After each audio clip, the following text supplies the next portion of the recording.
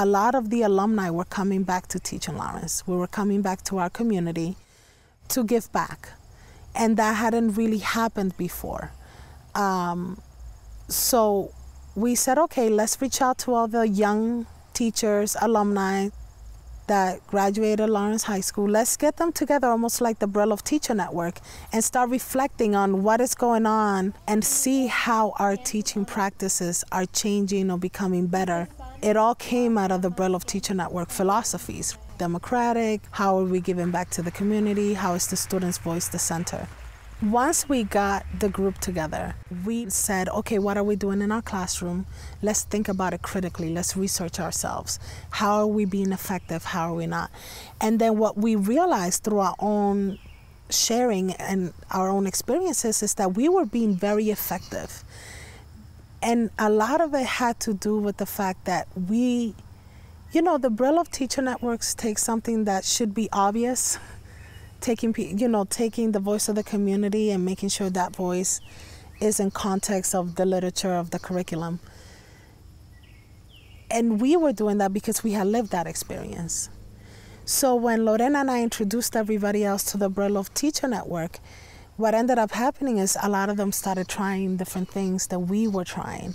So now we were all speaking one voice. And Lorena and I were talking about it one day, and we said, it's very interesting that they have all these programs like Teach for America or whatever programs, all these teaching programs, and go to these poor neighborhoods to save the neighborhood or whatever it is, whatever philosophy they have, increase the score, so on and so forth. And they never ask the opinion of the teachers who are being effective already in those neighborhoods. How do you take these effective teachers who already work in these communities and join them together and give them the space to reflect on their practice and create theories out of those practices that could then go back to the classrooms and produce even more effective teaching and teachers?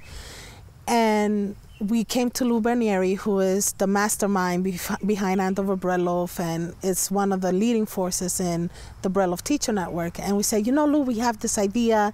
And so we're throwing ideas around, and he said, you guys are completely right. This is Bread Loaf Teacher Network philosophies. And we said, well, yeah, it works because it makes sense.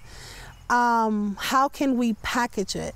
How can we format it in a way that it now becomes more concrete for incoming teachers who have never taught in cities like Lawrence? So we came up with the idea of Teach Lawrence. And what does that look like? Well, we'll tell you how it looks like, and we'll formulate the research, and we'll formulate the practices that have been successful. When I see my students' MCAT scores, which is the standardized test that Massachusetts has, go up by 20 points and 30 points and 40 points, and I had not once done test preparation during that academic year, but instead did a lot of the writing prompts that we do through the Bread Loaf Teacher Network. There's something to be said about that. And Dixie, going back to Dixie, she's such a stickler for us to document the practices that work and expand on those practices based on our reflection and our collaboration with other professionals. And that was one thing that I was really bad at the first 3 years of teaching. I wasn't documenting, I was trying to survive. Like most people in the profession, if you look at the statistics, there's such a huge turnaround in those first 3 years. But once I started doing it, I understood, okay, it doesn't matter what I'm teaching, it's the practice that's important.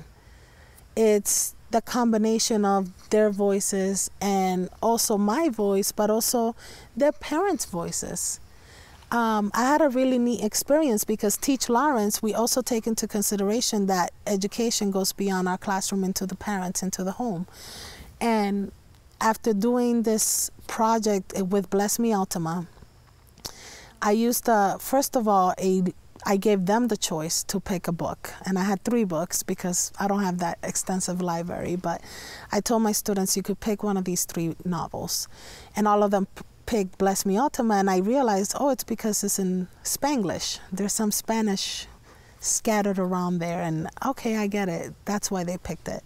So we started reading and we were doing these projects. I had 2 parents ask me for copies of the book because their daughters kept asking them to translate things.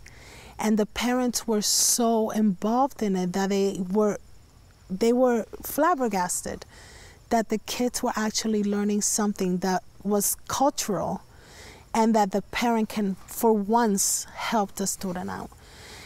And, and it made me think of my mother. My mother used to help me out in my history projects because she didn't know English. She didn't know math, really.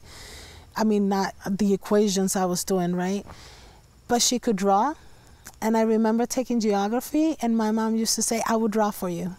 And that idea that our parents do not want to be involved with Teach Lawrence, we turned that out around and say, no, it's not that they don't want to be involved. It's we're not communicating with them how we need them to be involved. Okay, come be a member of the PTA. That has no relevancy at all. And some of our parents work 2 jobs. They can't. They're trying to survive. But you know what? You can translate these words for your child. Or you could do this, or you could, you know what I mean? And it's that idea that also showing the parents, communicating with them, okay, what are the skills that you have, and let's use them to help your student better gain knowledge of the text in front of them. So I hope that it takes off. It's something that we're very serious about.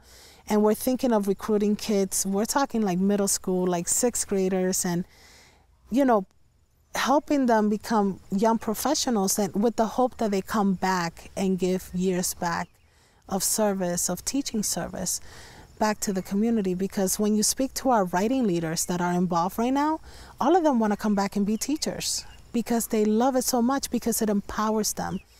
And it goes against what nationally is being an attack on teachers right now. Because sadly, I don't know if I would tell a kid to go be a teacher with the way things are going right now. But then how can I not when I see that in the spring I had 6 kids do writing workshops for other kids, and I was in the workshop writing alongside with them. It becomes a tool of empowerment, and that's the key, and empowering your community.